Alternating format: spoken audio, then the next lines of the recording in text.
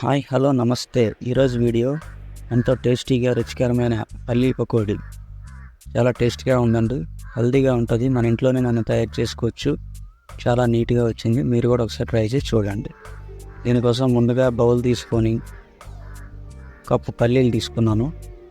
బాగా శుభ్రం చేసుకున్న పల్లీలు తీసుకొని దాంట్లోకి బియ్యపిండి 2 స్పూన్లు, శనగపిండి 2 స్పూన్లు, కారం 1 టీ స్పూన్,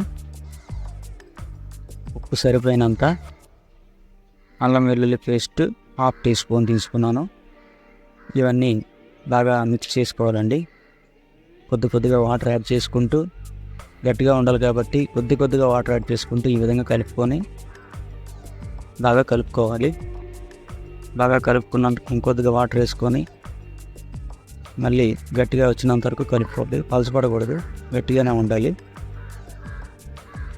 ఈ విధంగా పలుకులన్నిటికీ ఈ మిశ్రమం అంతా పట్టేలాగా నీట్గా మసాలా అంతా కలుపుకోవాలి.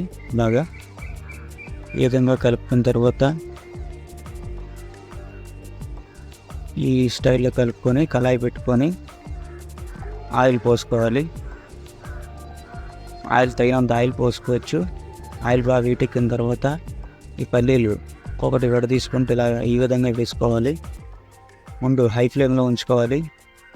పల్లీలు అంతా బాగా వేడెక్కిపోయి అన్నీ వేసుకున్న తర్వాత మనం లో ఫ్లేమ్లో తెచ్చుకోవాలి. లేదంటే పల్లీలు మాడిపోతాయి, రెడ్ కలర్లో రావు, లోపల పక్క వేగదనమాట.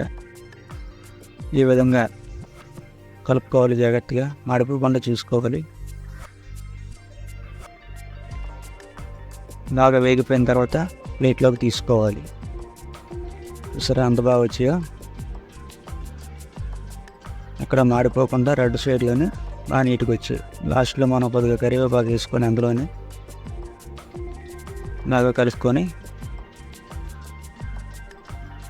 లో ఫ్లేమ్లో ఉంచుకోవాలి. మంట మాత్రం హై ఫ్లేమ్లో పెట్టుకోకూడదు. అయిపోయిన తర్వాత మళ్ళీ తీసుకోవాలి. అంతేనండి, రుచికరమైన పల్లీ పకోడీ రెడీ అయిపోయింది మన ఇంట్లో.